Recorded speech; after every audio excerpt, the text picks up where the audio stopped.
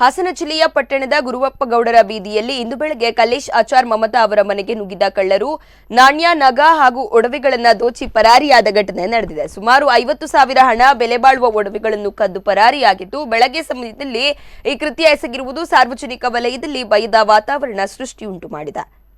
ಈ ಸಂದರ್ಭದಲ್ಲಿ ಮಾತನಾಡಿದ ಮಮತಾ, ಎಂದಿನಂತೆ ಮನೆಯವರು ಕೆಲಸಕ್ಕೆ ಹೋದ ಸಂದರ್ಭದಲ್ಲಿ ಮನೆ ಬಾಗಿಲು ಹಾಕಿಕೊಂಡು ಒಳಗಡೆ ಹೋಗಿದ್ದೆ. ನಂತರ ಯಾರೋ ಬಾಗಿಲು ತಟ್ಟಿದರು.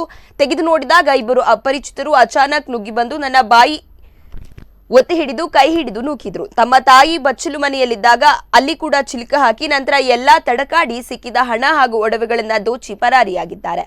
ಬಂದಿದ್ದವರು ಸುಮಾರು 25 ವರ್ಷದ ಹುಡುಗರು ಇರಬಹುದು ಎಂದು ತಿಳಿಸಿದ್ದಾರೆ. ಬೇಲೂರು ಪೊಲೀಸರು ಸ್ಥಳಕ್ಕಾಗಮಿಸಿ ಪ್ರಕರಣ ದಾಖಲಿಸಿಕೊಂಡಿದ್ದಾರೆ.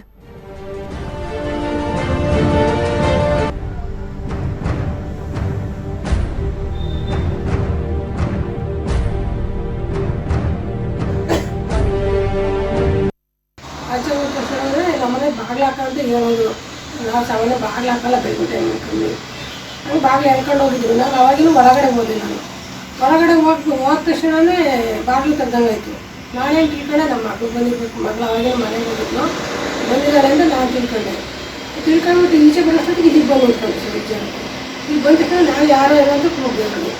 ಯಾರು ಕೂಗೋಷ್ಟೊತ್ತಿಗೆ ನನ್ನನ್ನು ಬಂದ್ಬಿಟ್ಟು ಬಾಯಿ ಅದ್ಮಿಟ್ಕೊಂಡ್ಬಿಟ್ಟು ಹಂಗೆ ಹೇಳ್ಕೊಂಡು ಹೋಗ್ಬಿಟ್ಟು ನಾವು ವಾಶ್ರೂಮಲ್ಲಿ ನಮ್ಮ ಅಮ್ಮ ಇದ್ರಲ್ವ, ಅವ್ರಿಗೆ ಬೋಟ್ ಹಾಕಿದ್ರು. ಆಮೇಲೆ ಬೋಟ್ ಹಾಕೊಂಡು ತಕ್ಷಣ ಏನು ಮಾಡಿದ್ರು, ನನ್ನ ಕೈ ಹಿಂಗಡೆ ಇಟ್ಕೊಂಡ್ಬಿಟ್ಟು ಎರಡು ಕೈ ಇಟ್ಕೊಂಡ್ಬಿಟ್ಟು ಬಾಯಿಗೆ ಮಾಸ್ಕ್ ಹಾಕಿದ್ವಲ್ಲ ಹಂಗೆ ಅದನ್ನ ಇಟ್ಕೊಂಡ್ಬಿಟ್ಟು ಬಾಯಿ ಕೂಗೋಕ್ಕಾಗಲಿಲ್ಲ.